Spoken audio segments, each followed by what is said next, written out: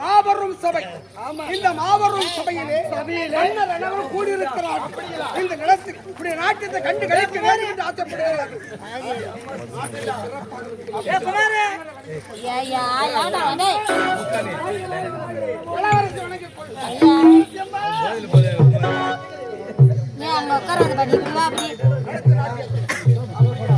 நாட்டியம் தானே இப்போதே ஆகிட்டுனா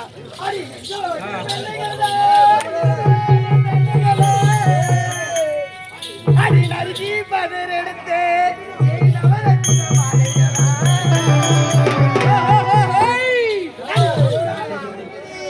இது போல அடி இடிச்சால இடுங்கடி இது போல இளச்சவாயிடு பார்த்து ஐயோ சாமி தாய்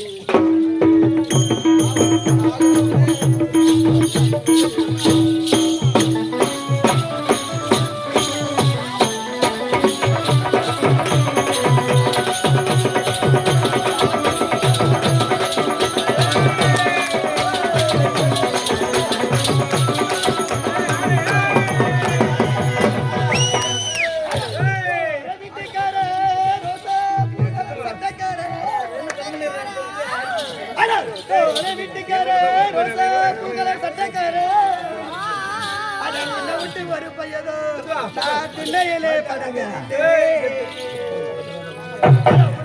ஒரு பையதோ நான் தன்னை நினைவியா படுத்ததில்லை.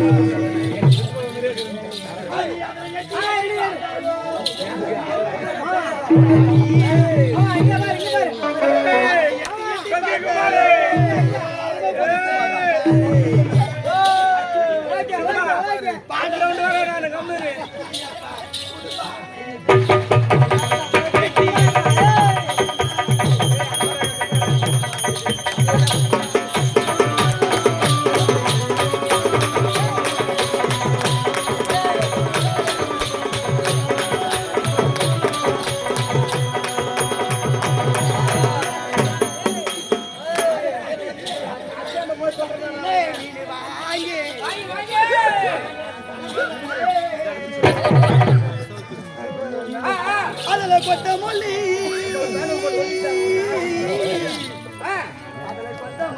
பத்தலே கண்ணமங்கல பக்கத்துல சந்திரகோட்டை சூர்யா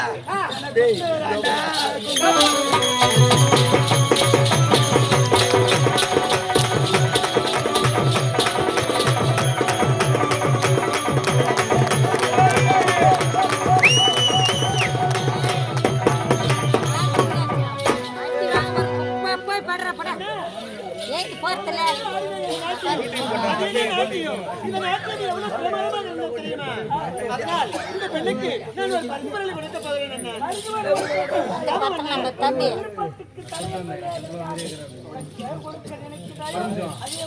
அப்படி ஆகட்டும் பெண்ணே. அம்மா இடத்துல நாட்டியம் ஆடி இல்லவா? நாட்டியம் சிறப்பாக இருந்தது. அப்படிங்களா? அதனால் நான் ஒரு பரிசு தருகிறேன். பரிசு வைத்து பல காலம் நீடோடி வாழ வேண்டும். ஆமா. என்ன பரிசு வாங்கி கொள்ள வேண்டாம். ஆனா ஒரு நிபந்தனை. என்ன நிபந்தனை? என்ன தெரியுமா? என்ன பரிசு கொடுக்கும் பரிசை வாங்கினால் நான் கொடுக்கும் பரிசை நீங்க வாங்கி கொள்ள வேண்டும். அம்மா நீங்கள் கீழ் வீடாக சென்று நாடு நாட்டு மாடு பிடிக்கக்கூடியவள். நான் ஒரு நாட்டு இளவரசி செல்லவா? நான் கொடுக்கும் பரிசு தான் நீங்கள் வாங்கிக் கொள்ள வேண்டும். நீங்கள் கொடுக்கும் பரிசை நான் பெற்றுக்கொள்ள கூடாதம்மா. அப்படியா அம்மா? அப்படின்னா நீங்க கொடுக்கும் பரிசு எனக்கு வேண்டாம். நான் கொடுக்கும் பரிசு நீங்க வாங்கிக்க வேண்டாம். இப்போதே நான் போறேன். அம்மா நில்லுங்களம்மா. நான் கொடுக்கும் பரிசை நீங்க பெற்றுக்கொண்டால் நீ கொடுக்கும் பரிசை நான் பெற்றுக்கொள்கிறேன். அப்படியா இருக்கணும்மா? பெற்றுக்கொள்ளுங்கள்.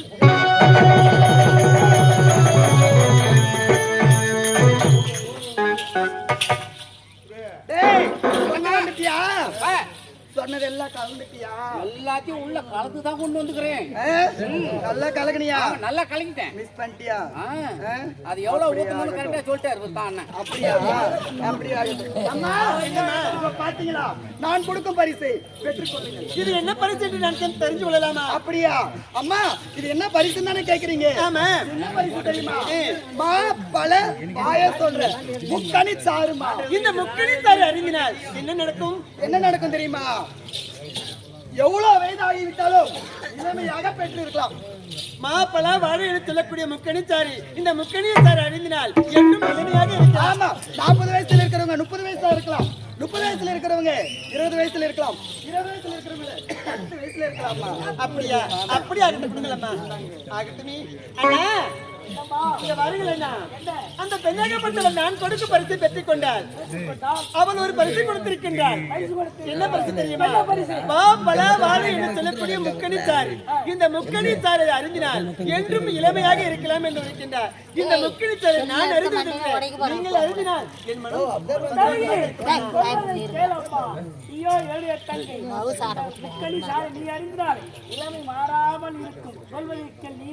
அண்ணா என்னுடைய இளமை மாறினா கூட பரவாயில்லை. நீங்கள் இளமையா இருந்தா என்று எனக்கும் எப்பொழுதும் சந்தோஷமா இருக்கும். இந்த முக்கணி சாரை நீங்க தானே அறிந்து விட்டார். முக்கணி சாரை நான் எப்போது இளமையாக இருந்தால் இந்த நாட்டு மக்களுக்கு குறை என்பதே இருக்காது. குறையில்லாமல் அண்ணன் ஆட்சி செய்வான். அதை பார்த்து மரமளிச்சு நாம் ஒரு திரும்ப செய்து விட்டால் குழந்தை பிறந்துவிடும், வயது தளர்ந்துவிடும்.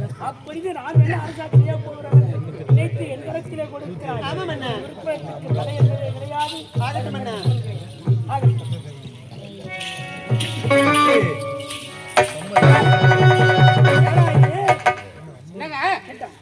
அருகில் வரும்போது ஏதோ நாட்டு பேசுகிறது. அப்படியே இல்லைங்க. மாப்பழா வாழை முக்கணி போட்டு பெசஞ்சு அந்த சாறு எடுத்து தானே கொடுத்துருக்குறோம். முக்கணி. ஆமா. முக்கணி சாறு மூங்க புடிச்சு குடிச்சிட்டா குடிக்கிற பசங்க ஆயுஷ்கால் கெட்டியா இருக்கும். குடிக்கிற பசங்க முக்கணி சாறு அருந்தினா இளமை எப்போது இளமையா குன்றாம இருப்பீங்க. சாப்பிடு. எடுங்கடா குடிக்கிற பசங்க.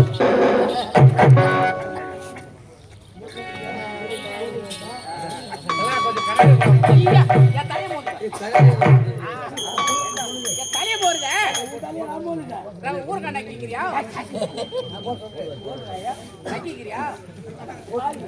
ஊர்காய் எடுத்துக்கொள்கிறாயா?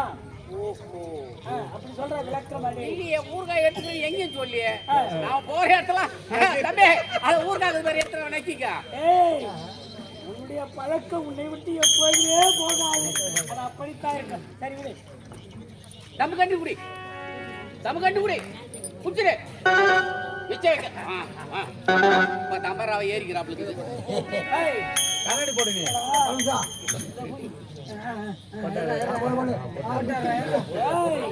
இது அறிந்தவனை அப்படி இருக்கு தெரியுமா? எப்படி சிக்காரி சரக்கு